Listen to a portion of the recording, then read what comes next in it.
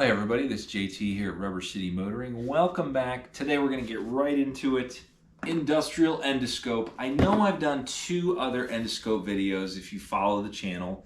This one's a little different and I'm going to show you why. So here we go.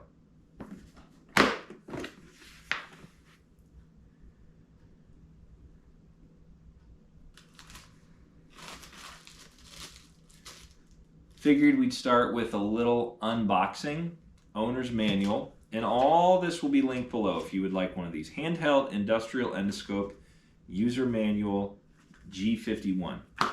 Next thing we have here, and this is, by the way, all in a sweet form-fitted case. We have the unit here itself. Little heavy, not horribly lightweight, but it's okay. That's that.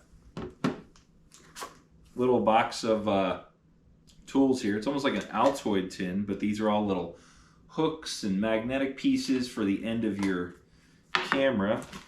Got a little bag here. Let's see what this is. USB-C cable. Useful. And from there we have a very heavy, this is different than the last couple I've done. A pretty heavy, ooh, and I like that. Before I even take this out of the plastic, this says, please make sure the protective cover closes when you deposit it. So we take that off. Oh, this is going onto this end here. It's almost like a USB-C right there. Huh, okay. And then, yeah, it plugs into there. But this thing is heavy, and it does have a nice stiffness to it. Let me get this together, and then I'm going to show you how it works here.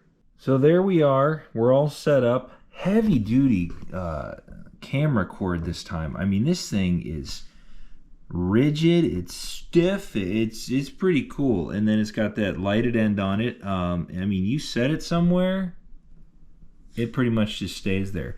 Nice, big, bright screen here, super glossy.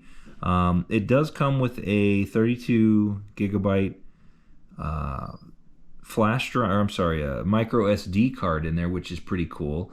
And then from there, I mean, you basically go through and do different things. There's a camera button on here. It'll snap a picture for you.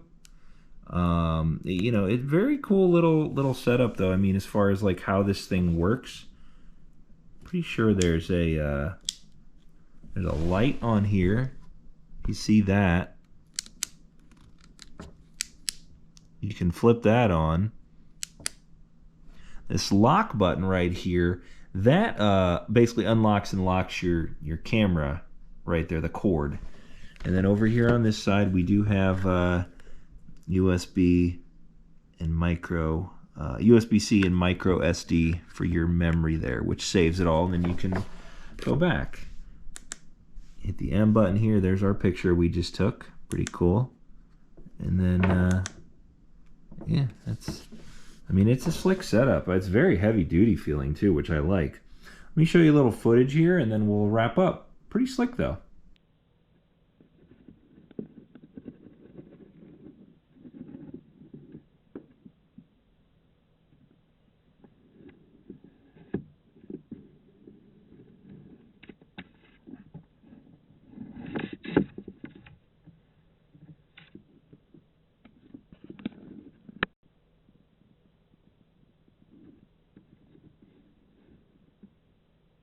So there we have it. You saw that footage. I kind of just probed around the Corvette engine bay. It's very handy for stuff like that.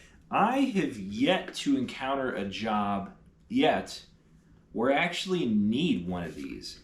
There has been times where I didn't have one, and I was like, oh, that would have been cool to have a little thing on a camera to look like. I mean, honestly, I could see this being more helpful in home use than auto use, but at the same time, it would be cool to kind of, you know, fish around in there. So like, I'm thinking next time I do an oil change, I might fish it up the oil drain plug and just have a look for fun. Not really probably going to see much that's like a, you know, smoking gun or something. Not that there's anything wrong with my car, but still. the cord, the camera cable, it is heavy. I mean, I think this is a solid 3 to 5 pounds here. I mean, it's up there. I do dig on this handheld end of it. It's not.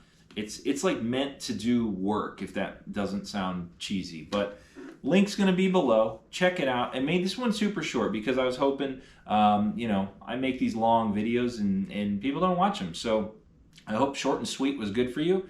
And subscribe for more if you like that sort of thing.